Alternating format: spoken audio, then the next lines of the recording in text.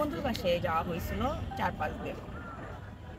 যেহেতু তার বাবা মা জানতো যে আপনি তার সাথে স্ত্রীর মতন সহবাস করতেন থাকতেন, তো সেক্ষেত্রে বাড়িতে কখনো যাওয়া হয়নি?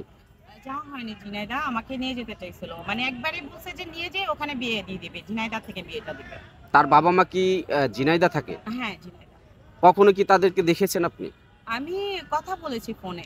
ফোনে কথা বলছেন, আসলে কি তার বাবা মা না সাজানো, বা যেহেতু না, আপনার সাথে ওর প্রতারণা বাবা হয়েছে? ওর বাবা মা, কারণ ওর বাবা মার ভোটার আইডি কার্ড আমি দেখেছি। ওর বাবার ভোটার আইডি কার্ডও আছে আমার কাছে। যার কারণে ওর বাবা এটা।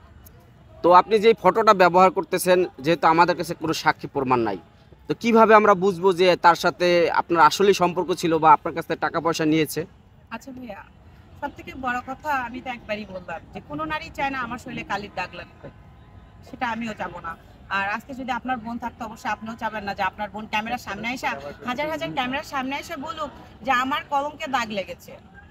এরকম তো অনেকেই ফাঁসাতে চাচ্ছে তো। না ভাইয়া, ভুল। আসলে এটা যদি বলেন তাহলে আমি মনে করব যে আমি এই টিম দেখে আমার সামনে পিছনে কেউ নাই দেখে মানে এটা আমি কোনো ন্যায় বিচার পাবো না। আমি সেটা বলবো। আইন তো চাই প্রমাণ প্রমাণ। প্রমাণ তো আমি যথেষ্ট পরিমাণ আমি প্রমাণ দিচ্ছি। তার সাথে আমার কথা হয়তো এখন তার ফোন নাম্বারটা বন্ধ। আমি ফোন দিই আপনাদের সামনে, আমি ফোন দিই, দেখেন ফোনটা বন্ধ আছে।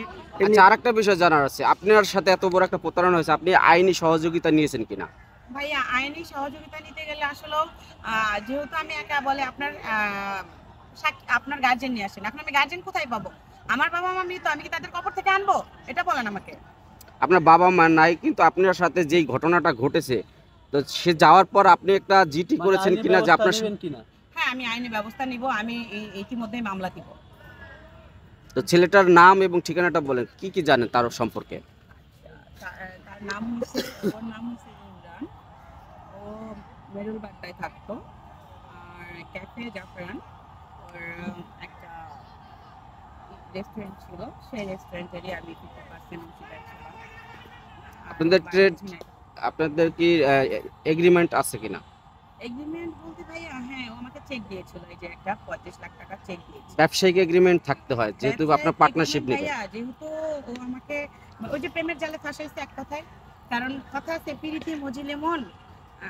আমার হচ্ছে সেই দশা। এই যে ওর ভোটার আইডি কার্ড। ভালোবাসায় অন্ধ হয়ে আপনি সর্বস্ব হ্যাঁ, দিয়ে দিয়েছেন, টাকা পয়সা, নিজের ভাইয়া, এই যে সতীত্ব। দেখেন, হ্যাঁ, এই যে ইমরান, ওর ভোটার আইডি